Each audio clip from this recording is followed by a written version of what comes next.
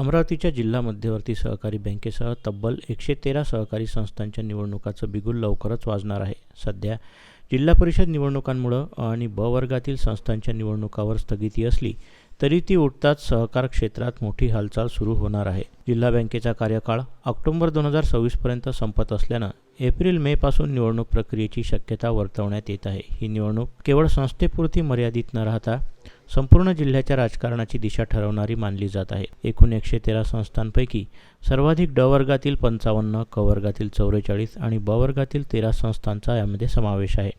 यामुळे येत्या काळात अमरावती जिल्ह्यात सहकार राजकारण चांगलंच तापणार आहे, हे मात्र निश्चित. अमरावती जिल्ह्यामध्ये सर्व सहकारी संस्थांच्या 113 संस्थांची निवडणूक लागणार आहे.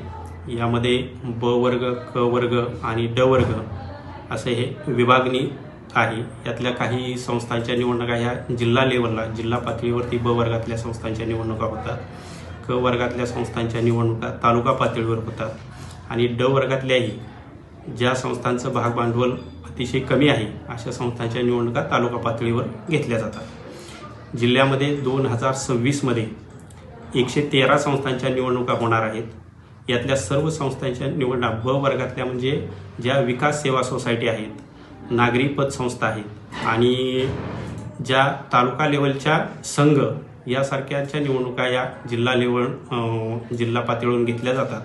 आणि ज्या संस्थांच्या निवडणुका ह्या त्यांच्या सभासदापुरत्याच तालुका लेवलला मर्यादित असतात, त्या तालुका लेवलला क वर्गातल्या संस्थांच्या निवडणुका घेतल्या जातात. याच्यामध्ये सुशिक्षित, बेरोजगार, ज्या हाऊसिंग सोसायट्या या ई वर्गामध्ये मोडल्या जातात. आणि हाऊसिंग सोसायट्यांच्या निवडणुका ह्या त्या संस्थेच्या सभासदामार्फत घेतल्या जातात. आणि एकूण हा जो जिल्ह्याचा कार्यक्रम आहे